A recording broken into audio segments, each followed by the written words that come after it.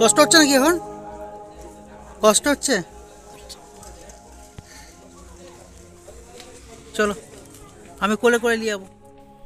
ঠাকুমাকে এই নার্সিংহোমে ভর্তি করে দেয়া হলো। ঠাকুমাকে এখন আইসিইউতে রেখেছে আর আমরা এখন বাইরে দাঁড়িয়ে আছি। তো বন্ধুরা, এখন বেজেছে রাত্রি 10টা, আমরা এইমাত্র বাড়িতে আসলাম।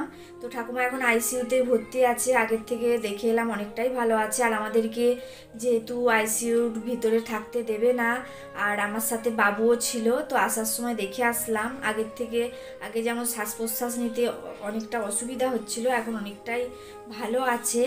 আর ঠাকুমার হিমোগ্লোবিন পরীক্ষা করে দেখা গেল রক্তটা অনেকটাই কম, তো কিছুটা রক্তও দিতে হবে।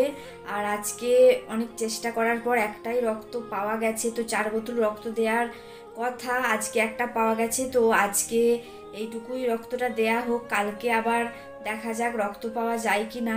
তো আমরা এইমাত্রই আসলাম, বাইরে ঠান্ডা যেহেতু আমরা সেখানে থাকলাম না। তো কাল দেখা যাক ঠাকুমা কেমন থাকেন। পরের দিন সকালে ঠাকুমাকে দেখতে গিয়েছে আমার বাবা আর তোমাদের দাদা ভাই, আমাকে ছবি তুলে পাঠালো। ঠাকুমা আগের থেকে অনেকটাই সুস্থ আছে।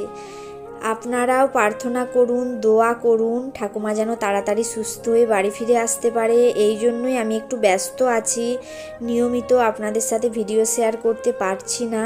সবাই ভালো থাকবেন, পাশে থাকবেন। পরবর্তী ভিডিওতে আবার সবার সাথে দেখা হবে। নমস্কার।